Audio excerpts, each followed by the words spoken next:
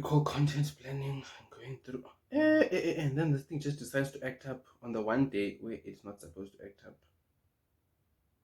Hey, my name is Bandile and this is my channel. So welcome back to another exciting video. Yes, that intro took a lot. I literally felt like my energy was depleting. But if you're new here, please do make sure to like, comment, and to subscribe, and to share with your friends, and tell them that Bandile is here with a video and always tries to deliver content as best as he can.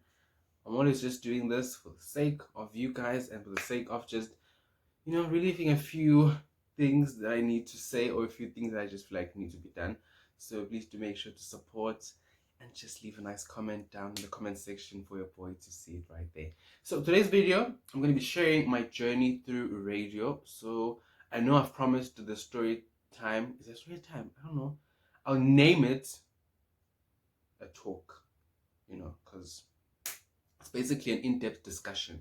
So for anyone out there who is interested in joining radio and feels as if they're too young or they're too old, they may look at this as an inspirational. So I feel like I'll just call this an inspirational talk. I don't know. But yeah. So basically, it's all about that. So let's get into the video. My radio journey, yeah. It's literally, I've come a long way, having been someone who has had so many career changes, in terms of what I wanted to do, and I know in primary I wanted to be a doctor so badly, and like I said in my other video, which is the Get to Know Me video, that I literally saw Guti science wasn't my thing, so I had to immediately, tell myself, Guti, no, this is not what you're going to be doing. You are still in primary, you're going to go to high school, and might get steeper and more taxing, so are you still going to be able to do this? And I immediately told myself no. So then when I got to grade 8, which is Form 1, I then switched again and I wanted to do law. But then, yay! I was told things by people who are within it. By that I mean an uncle of mine who is doing law, who's going to be a lawyer very soon. Don't represent. If you're watching this and if yeah, but anyways, so I was told a few things by him, not things that are scary, like, don't do this, it's the worst. No, like things like that he was doing and had been doing, I was like, yo, that seems like a lot of work. I know everything is a lot of work, nothing is ever easy. Like, you just don't just wake up and be like, I want to do art, and you just think it's just drawing. There's so much theory and practical work that goes into it. But I was like, nah, this is not for me. So I hadn't found my niche yet in terms of what I want to do. But then, as soon as I got to grade 9, guys, so as soon as I got to grade 9, that's when I noticed, man, it seems like I have a thing for talking and basically impersonating and, just trying to bring livelihood and a funny atmosphere to people. And that's a good space for what? TV, radio, or presenting, or being an MC. And I was like, no, this seems like something that I could do. But then I was like, how?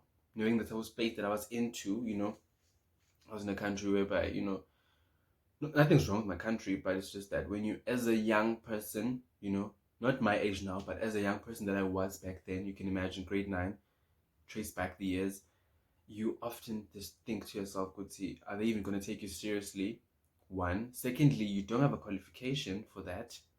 So many things go into the rubric to finding out are you even a perfect match. So I was like, nah, but then I should just write off this dream because, like, honestly, it's not gonna work. But then the passion was there. I will not lie, the passion was there. Because I'd always talk to myself whenever I was in the house, whenever I'm in the room alone. People are gonna think I'm crazy. But yes, I used to talk to myself, like, pretend as if I'm doing interviews with celebrities. I would even think of myself as being on that YoTV stage, just basically saying a few things, like, hi, welcome to YoTV, I'm Mandla, and today on the show we've got, So I was like, no, man, I actually love this, but then I wish to be given the platform to try and express myself. I know I'm not qualified and I'm not 100% in it because it needs you to practice and know your craft and love it and respect it. love, respect goes a long way when it comes to that space, you know. But then I remember in grade 10, before I left for South Africa, we went, I don't know if it's grade 10 or grade 9, I'm not too sure. But I remember we went to visit my aunt and uncle with my sister and my other sister. And when we were there, we went for a convention. I don't know if it's a convention. What is it called, that thing? But if it was, that expo convention that was at Mavuso. Yeah, that place. We went there, and I think it was the second day of the expedition or expo or convention. Like I said, guys, I do not recall of it properly. We went there with my aunt, and when we went there, we were just going around looking at things, buying a few things. Obviously, as things are cheap, they're expensive. Basically, people are just selling their things. So we then went, and EBIS, now back then it was SBIS, was there. They were broadcasting live from their place. So then we were passing by, and then my aunt was like to me, "You should go in and try." It wasn't auditions. Sorry, it wasn't auditions, but it was a thing of you can just come in and do shout outs. Anyone at home, my God, sorry, I've been burping. Like you could come in and just do shout outs for whoever you knew, family members, whoever. You just come in. So I stood in the line. I was nervous, one. I really was like, no, I can't do this. Don't you need to prepare yourself first, like mentally, be like, okay, Bandile, 1, 2, 3, go, you're doing it, But then she insisted, and I was like, okay. So stood in the line, got in. We were 3 inside the studio booth. They had their chance, but it was the Swazi version, because there's 2 stations. There's the English and then there's the Swazi version. So I went for the Swazi version because the English one, I think they were offline that day or they were busy with an interview, so there was no shout outs there, but I would have loved to. So went in there, and the other 2 had their chance to, shout out. My chance came. I really forget. I really honestly just forget who was that presenter on that day. But if I remember, I'll definitely write the name, on somewhere here. Yeah. But basically, I got in there, my chance came on, and I did my shout out. And then I remember the person specifically said, you have a thing for this? And I'm like, yeah. And then the person was like, okay, introduce our listeners to where we're at. On the spot, imagine, you are on live radio. And immediately I had to think. And immediately I did it. I don't even know where I got, the energy, but I did it. And I remember him saying, no, you definitely have a thing for this, and you should actually go try Swazi TV. It's actually just at the corner there. And I got out and I was happy. I was told by someone who has been in the industry here in Swaziland, who's been doing this, and they told me at my young age, at 15, that I have a thing for this and I should try go for it. But obviously we went to the TV and they were very busy broadcasting so many things. So, and besides, they said it wasn't the day, because the thing has like 3 days, right? Yeah. So we went on the second day and they were like, no, they're only gonna do those sort of things on the 3rd day. And we're not gonna be there anymore. We're gonna be going back home to Zuluin. So that's how I missed it. But I held on to that and I was so excited. Even when I got home, I was telling everyone, yo guys, I was on radio for the first time, and the presenter said I was good. Like me, I was good at it. So fast forwarding, then grade 11 came. I moved to South Africa to continue my studies there. And when I got there, I literally had like a huge love for this, because of what had happened the previous year. Now my love for it is more enhanced, and now I just literally want to go for it, because I had grown up knowing so many artists and so many presenters and DJs who do this and are so well at it. Many of them, I can't even count them because there are so many, and I was like, no man, this is the home of radio, because everyone listens to radio in South Africa. So I was like, no, I need to try this. But me not knowing and telling myself it's going to be easy, I lied to myself. I thought because, so much chance and there's so many radio stations, literally over 1,000 radio stations, I was like, nah, there must be a space for someone like me. I wasn't sure about the formalities, what happens when you apply, but I just wanted to be in it. But then what I didn't tell myself was the fact that, the fish pond is now even bigger. Like, it is very difficult for you to sell yourself as that special fish. So you get caught. It's not that easy because everyone is trying to do better. It's always a competition about who can do better than the other person. So when I told myself, oh, when they listen to me, they're gonna be like, oh my god, you're so awesome, come on in. But you're basically competing. But then I didn't lose the faith. I was trying, sending emails to big radio stations, small radio stations, but there's no such thing as a small radio station. But I was just sending my work everywhere. At that time, my CV has no qualification whatsoever. I'm just a freelancer who just believes in his voice, and my family has told me that I must also believe in it. And I'm like, no, man, I'm sending. Obviously, people don't reply because who's this kid? I don't see a CV, I don't see a demo, I don't see any motivational message, But I was sending, and at the time, I remember there was a time where I actually went into a low phase in my life where I was like, you know what? Why am I even still doing this? Let me just find something else I can do. Seemingly, this is not the place for me, because I was honestly tired of having to hustle, and yet there was nothing. Because, I was like, really? I'm not being responded to, like, not even a young response. At least a response would go a long way into you knowing what to do for the future. But there's nothing. But then I remember at that specific time, I got a DM from Liza, who was the owner of koppollaConnect. And I got a DM, and he was like, please hit me up on WhatsApp, and he sent through the number. And I'm like, okay. I went into the Twitter page of that koppollaConnect, and I'm like, okay, it's a radio station, but it's new. So I'm like, okay, this is not bad. Let me actually see to it. And I went through the profile, saw what it was about. It's a hip hop radio station. And immediately I jumped onto it. I went onto WhatsApp and I'm like, hi, this is Bandile from Twitter. Yes, can we discuss? And I was like, okay, cool. Please give me a quick demo of you presenting a show of your choice, and then we'll take it from there. And immediately I did up to 6 to 7 demos, and they were all horrible. I don't want to lie. Like, some of them I sounded like I was talking too fast. Some of them I wasn't audible enough. Some of them I was just too nervous, so I'd have like those pause moments, like, yabo. So I was just like, nah. So I then, took a deep breathe in and out and started over again. And I hit it and I sent it. And before the end of the day, I remember I received a text and was like, can you come through to Midrand tomorrow for an interview? And I was like, okay, is this really happening? Like, is this really happening? And I remember that night, I told everyone in the house, and I was so excited that I didn't even care whether the station had problems. I did not even care. All I just wanted was to just be on that mic. And on that same night, I remember my dad was literally the one, and I was busy saying, okay, you need to practice questions for your interview. When they ask you this, how would you reply to that? He even gave contacts, to try assist me in preparing for an interview. And I'm like, oh my god, are they even gonna ask me such questions? Yeah, well, because you never know. An interview is an interview.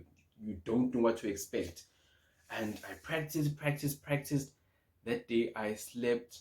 I was excited, but there was also a bit of nervousness inside that excitement, because I was like, I don't know. Do they even know my age? Do they even know where I'm from, like that? So what if they like, hey, from Swaziland? No, no, not gonna work. Once Africans, yeah, but then following morning came through. My dad drove me straight to Midrand. We got there, met up with the owner, and I was just shoved in, literally the lion's den like that. And he was like, okay, you're gonna go live. You have a co-presenter. Here you go. And that's how I met SA2, my long life partner in radio and good friend. Literally, we met on the exact date because he had already been working with Lisa for some time, because they lived in the same area, and he was also interested in radio. So we got in and we were given a show. Not the name, but we were like given, it's okay, you're live. You can now start and do your best, and we'll see from there. So my dad and the owner were outside just listening to the show, and we did our show for like I think an hour. I'm not too sure if it was an hour or two. Finished and went out, and he loved it. They were all so happy and they loved it, and they were like so surprised. I even remember, I still even feel like the tweet is still there. He even wrote on Twitter that a 16-year-old boy just came in the studio, and I cannot believe the talent that I just witnessed. And I was like, guys, like, I don't see this in me like that. Like, yes, I've heard and I've been told, and I feel like I can talk like that, but like for you guys to see it as if it's that huge of an achievement, I'm really appreciative. Honestly, I was really, really, really appreciative about that. I was like, wow. So then I was given a show Saturdays, 11, I think 11 to 2 or 3. Yeah, I had to check. So it was 11 to 3. And our show was called The Weekend Vibe with me and Setu. So we did that show every Saturday, for the longest time. And at that time, I'm in grade 11. I'm a 16-year-old. And we definitely did the show. It was, Coppola is still a hip hop radio station, but I didn't even care. I'm a house person by nature, but I was like, no, you know what? I don't even care as long as I get to play music and I get to speak and I get to create content on radio for people to actually listen to. And we definitely went for it. Our show, I feel like, was the best show. Honestly, I feel like whoever disagrees with that, that's their own choice, but we did that show for a good 1 year and a few months. But then obviously, because the following year I had to go to grade 12, I had to put it on stop or on halt, whatever you choose.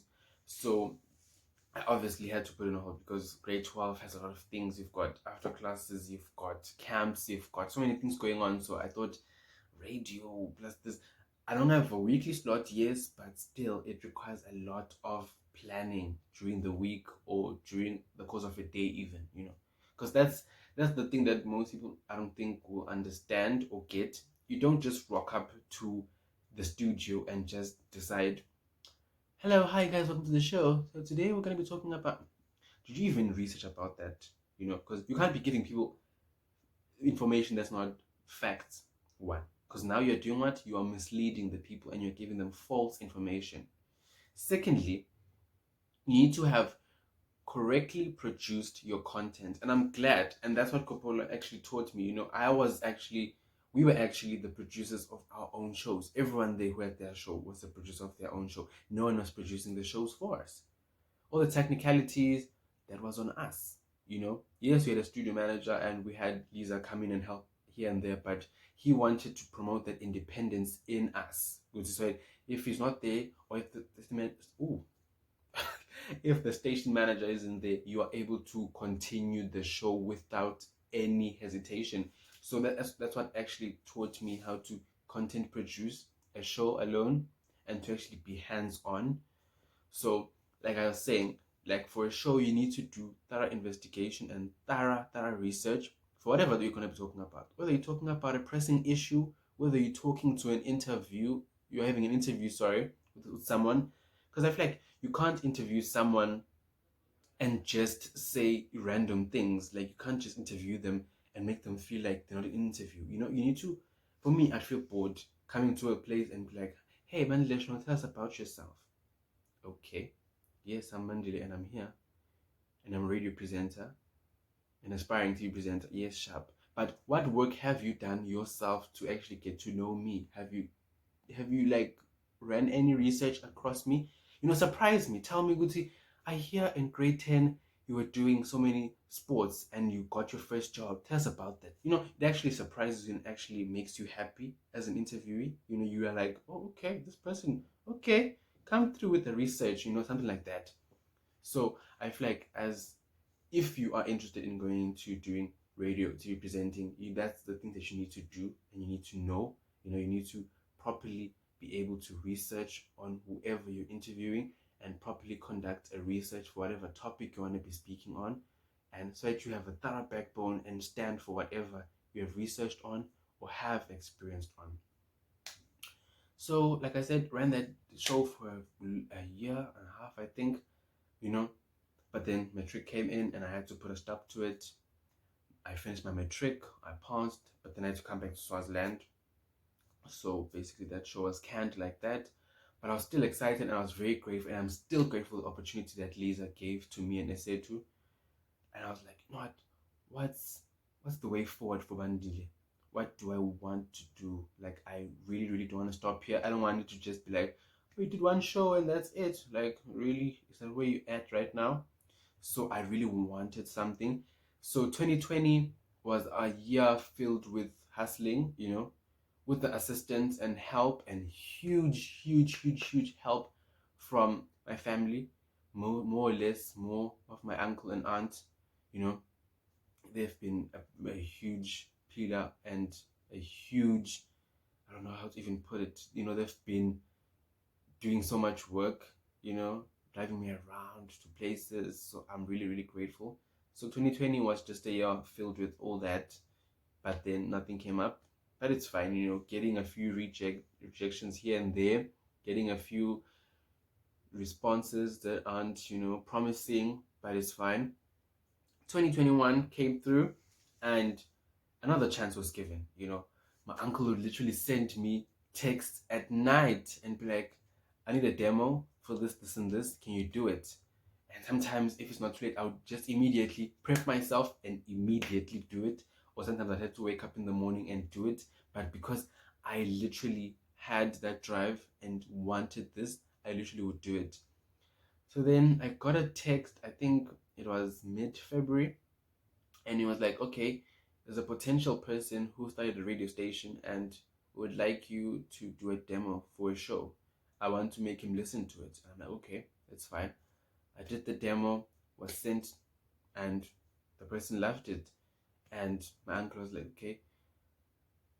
And I got the number for my boss, and he was like, can you come through for an interview this coming weekend, this coming Friday, or any day that you are free, so we can have a chat about this? And I was like, okay, cool.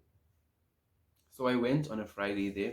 You know, we sat in the studio and was just asking me a few things about my previous work experience, about what I want, about, you know, the vision I have for myself and for whatever brand or company I'm working for. And I feel like I expressed it the best way I know how. And he was like, okay, I'm actually loving this. Okay, so here's what you're gonna do. I'm going to leave you now and you're going to do a show. Don't say any dates, don't say any time, because I'm gonna record this and I'm gonna listen to it later. That's going to be your audition tape for the station. And I'm like, okay. So I did it. And literally, whilst in the first 15 or 20 minutes of the show, I see him coming back in and he's like, you know what? You're live. You're going live right now. And he clicked and I was live. At that moment, I'm shaking, you know, shaking because I'm like, what is this thing really happening? I was here for an audition, but now I'm going live. Is that how much you trust me? You know, I trust myself, yes, but do you really trust me like that much? And I remember I did the show for a whole 2 hours and that was it. And after the show, we went outside and had a conversation about where to go here from here. And that's how I got the job. And literally, here we are now. We are a month and a few weeks into my show on Brema FM, a new station in Ngwane Park or in Brema. It's basically been a joyride. You know, the environment is nice. You know, and all the other people in the station, the presenters, it's just a very good, conducive space for you to be creative and the leeway for you to do whatever you want. You know, that's what actually gets me happier. And the listeners, of course, you guys, if you are a listener, but I'm really excited. So I do the show every Friday, 11 to 1 p.m. The Experience with me, Bandile Shongwe. And you know, like I've always wanted such a show. Reason being, you know, coming back into Swaziland, I wanted to put people on, you know, musically or just, you know, as a person, and having conversations with different people every single week actually opens me up too as a person and as my listeners. I also want the same experience upon you, hence the name The Experience, because I want to put you on experiences of other people. So, I have two sections of the show. I'm going deep in my show. Wow. But anyways, I have two sections. There is an informal one, and there's the formal one. The formal one is just basically where I interview professionals, whether you're in a finance department, whether you are a psychologist, whatever you do that's professional and that someone can learn from. I bring you on the show and you just, inform the public. And then there's the informal one where I interview youth people, whether you're an artist, you're a model, you're a photographer, whether you are a model, actress, singer, artist, clothing owner, whatever you do, I bring you on the show just to put you on and to just tell people about where you got a passion from. Because I know I would have wanted that for someone to just call me and be like, hey, can you come tell us about your radio journey and how you actually came into the space, So I want to put people on like that. So the show is always on Fridays, 11 to 1, basically just doing the most. And I love the station where I'm at currently and everything that comes with it. So basically that's my radio journey, from a 16-year-old to now wherever I'm at, which some of you may know if you watch my kids know me. I'm actually happy and I'm proud of myself for the accomplishments that I've made, and for actually taking seriously with my talent. I know a few times I would have given up on myself and family would have pushed me, and I'm happy and I'm grateful to have a supportive family, like mine, which always, just pushes you like, no, you can do it, go for it. And then I'm feeling like, no, I don't want to do it. They are the ones who are like, no, go for it. So if you're sitting there and are at 10, 11, 12, 13, whatever age you are, and you're looking at me maybe, or you're looking at yourself and think radio is for you, it is for you. All it takes is for you to believe in your voice and believe in yourself. And like I said, believe in your voice and believe in yourself, because in a room where people will have disbelief in you, you need to stand up for yourself. So whatever age you are in, it's never too late, it's never too early. Radio is for you, or TV is for you, as long as you believe in yourself and love the craft. And literally by that, I mean you love and respect the craft. You don't just do it because you want to be famous, or you just want, I don't know, you want to be famous. You just want, just for the sake of, it must be something that you continuously are like, oh my God, I can't wait for Friday, can't wait for Saturday, can't wait for Sunday, can't wait for Monday, just to give people what they want. So basically that's my radio journey. Hopefully it inspires you as much as I feel like it does, coming from a person's side from a very young age. But yeah, so please do like, comment, and to subscribe and share this with your friends and tell them that we'll meet in the next video coming up real soon. Thank you very much for watching this YouTube video. I know it's probably long, but I had to literally just express that and get it off, and just basically, give something to you guys that you might find to be, motivational. But do leave me a nice comment down there in the comment section about what content you'd like to see on the channel, and I'll see you on my next video.